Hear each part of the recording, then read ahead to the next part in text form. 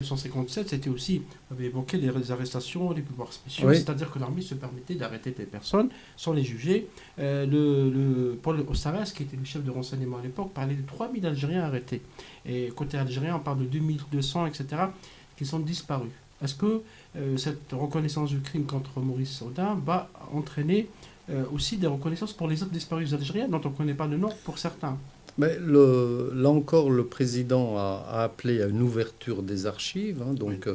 il a appelé non seulement à une dérogation spéciale pour l'ouverture des archives liées aux disparus de la guerre, mais il a appelé aussi à un témoignage de tous ceux qui sont encore en vie et qui peuvent témoigner, qui peuvent communiquer un certain nombre de faits. Hier soir, à la conférence de Slimane Zeguidour, vous avez entendu aussi cet appel à témoignage, puisque lui-même a rappelé un événement quand il a parlé, voilà, il a retrouvé des photographies, des diapositives à travers un appel à témoignage. Donc il y a ça aussi dans la déclaration du président de la République. Donc il y a des témoignages à chercher. Et je pense que 60 ans après, il va y avoir obligatoirement un certain nombre de personnes qui jusqu'ici n'osaient pas communiquer sur ces événements et qui vont se trouver appelés à communiquer et vouloir communiquer.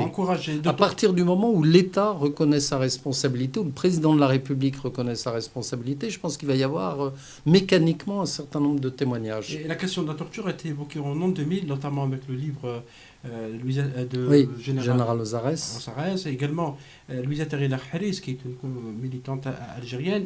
Mais à l'époque, on n'avait pas beaucoup parlé. C'était uniquement dans la presse et c'était pratiquement la première fois que cette question était abordée, au moins publiquement. Je vais vous faire une confidence, mais c'est peut-être pas le lieu pour faire des confidences en public. Mais en 2012, au moment du cinquantenaire de l'indépendance de l'Algérie, j'étais donc déjà à Alger et on m'avait interrogé du côté français sur un certain nombre de gestes que pourrait faire la République française en vue du cinquantenaire de l'indépendance. Oui. Et parmi les différentes idées que j'avais évoquées, j'avais déjà évoqué l'idée d'une reconnaissance de l'utilisation de la torture. La torture, oui.